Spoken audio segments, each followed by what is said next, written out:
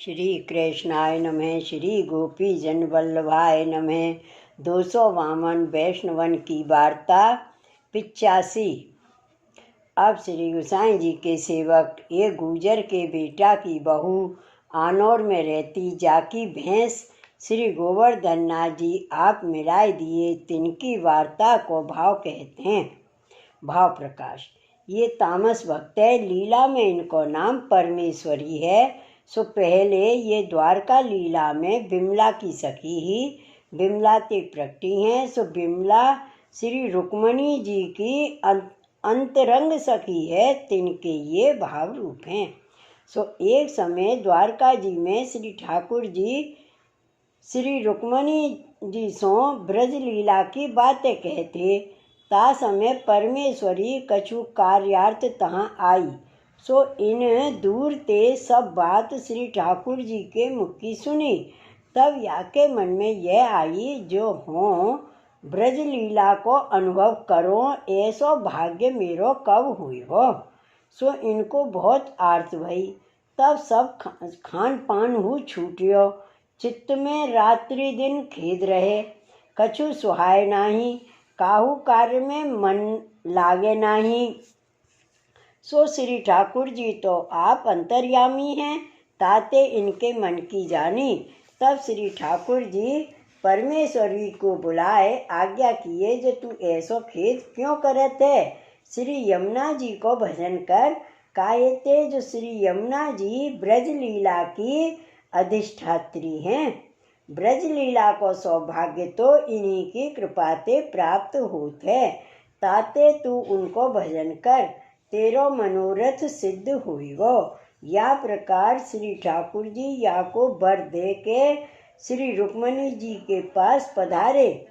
ता पाछे परमेश्वरी विरह ताप करके श्री यमुना जी को भजन करन लागी। सो कछुक दिन में श्री यमुना जी प्रसन्न हुए, या को दर्शन दिए और कहे, जो तू वर मांग, मैं तो पर प्रसन्न हूँ। तब परमेश्वरी ने दो हाथ जोड़ के विनती करी, जो अहो श्री महारानी जी, जैसे आपने कुमार कांड को मनोरथ पूर्ण कियो, ता भांति मेरो हूँ मनोरथ है। सो कृपा कर पूर्ण कीजिए, हो आपकी शरण हूँ। तब श्री यमुना जी कृपा कर वासो पूछे, जो तेरो कहा मनोरथ है, सो तू कहे। तब परमेश्वरी ने कहो, जो अहो श्री महारानी जी, आप ब्रज की अधिष्ठात्री हो, ऐसो श्री ठाकुर जी आप मुँह सो कहे हैं।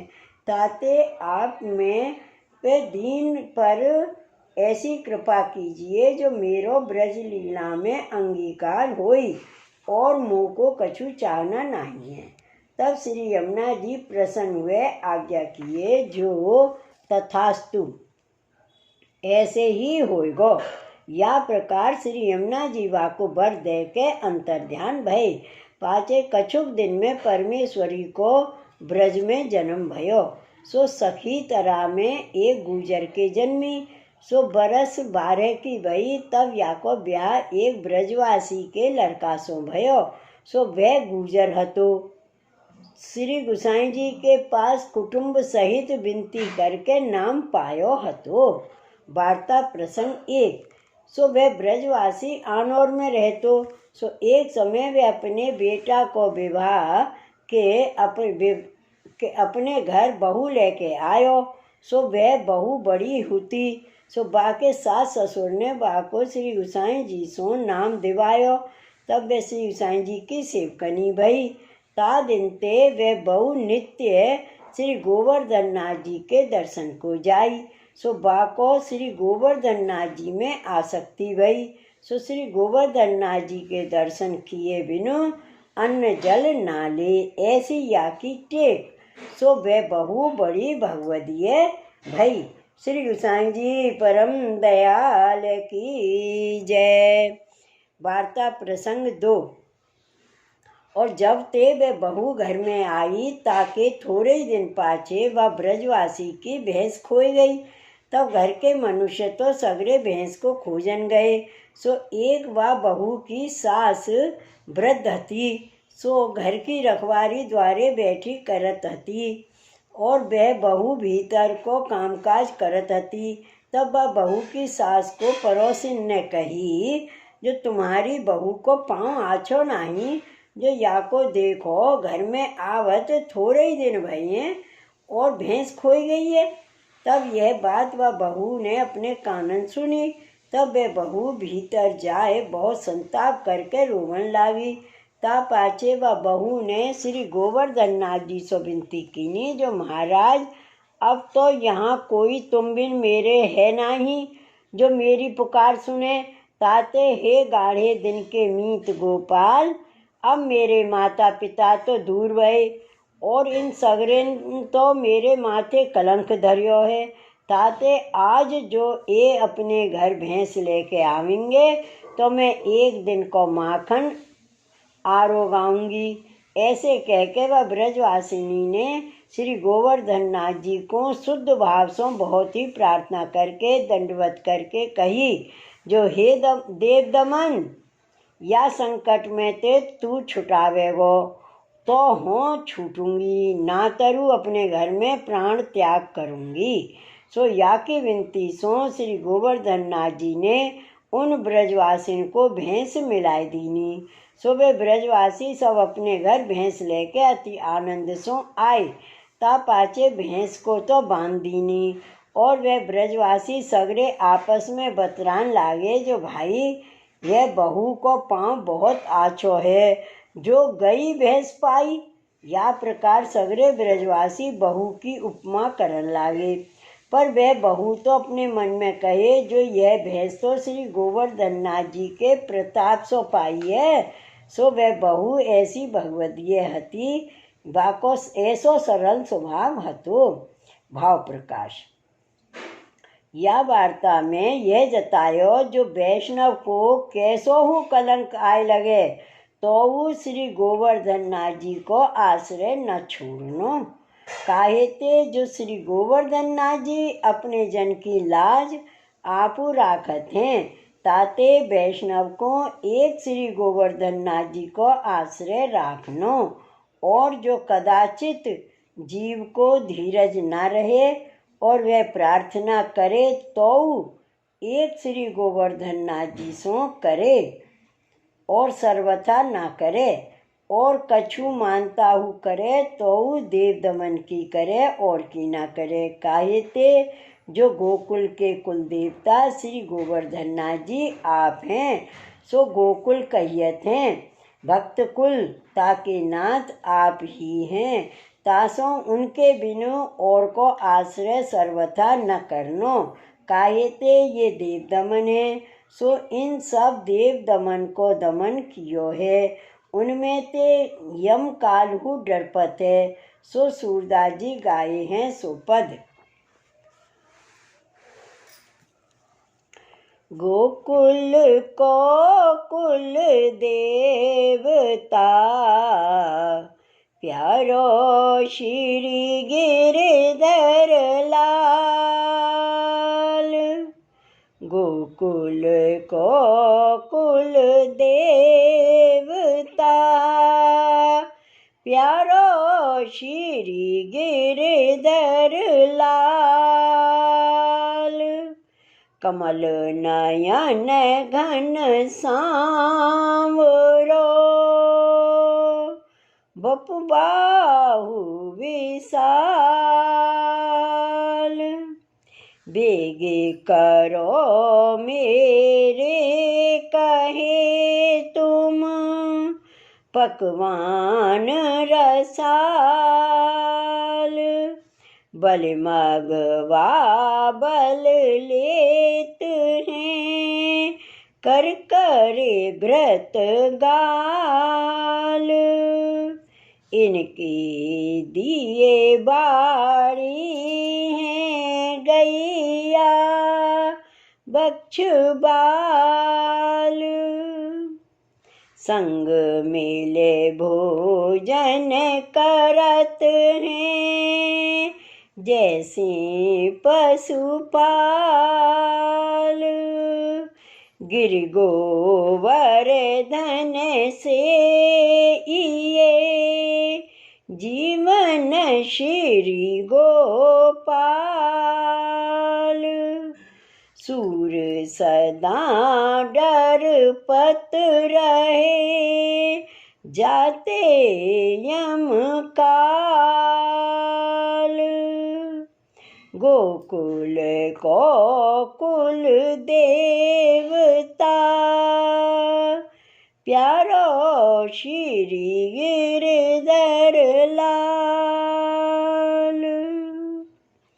ताते देव दमनते और कोऊ बड़ो देव नाही, सो वैष्णव को एक इन्हीं को आश्रय करनो, यह सिद्धांत भयो।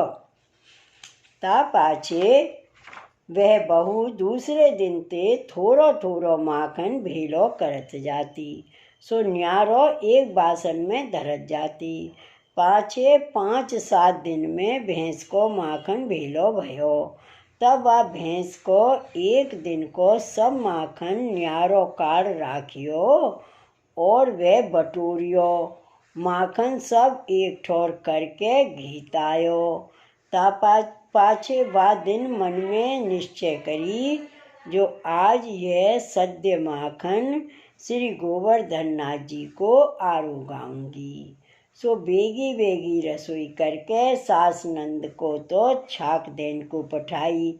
ता पाछे वह अपने घर ते माखन लेके निकसन लागी, पर अपने मन में तो डरपन लागी, जो मत को मुको माखन लेके जात देख ले, और जो कहूँ काहू ने देखियो तो वह कहा कहेगो, जो तू वह माखन लेके कहाँ जाते, तो हों वासो का उत्तर करूँगी।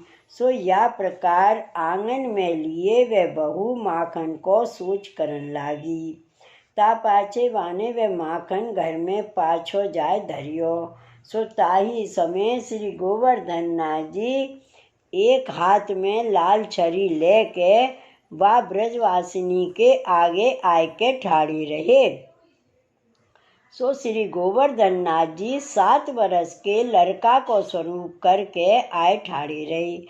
तब वह ब्रजवासिनी सो श्री गोवर्धन नाथ जी कहे, जो मेरो माखन अमू की ठोर आज को तू अब ही आंगन ताई लियाए के पाछे धरियो है, सो लौंदा मेरो लियाओ।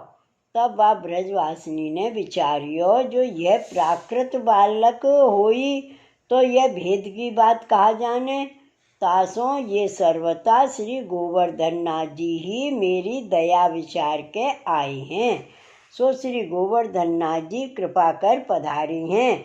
तब वह बहू वह माखन को लौंदा लाए के श्री गोवर्धन नाथ जी के श्री हस्त में दीनो। सो श्री गोवर्धन नाथ जी याही के हाथ सो वह माखन आरूगे। ता पाछे श्री गोवर्धन नाथ जी अपने मंदिर पधारे। तब वह ब्रजवासिनी ने श्री गोवर्धन नाथ जी से विनती करी, जो लाल मोसो तुम्हारे पास आयो जात नहीं, तासो हो जा समय दधि मंथन करत होई, ता समय जो आप यहाँ पधारो तो हो तुमको एक माखन को लौंदा सद्ध करके नित्य आरोगायो करूं।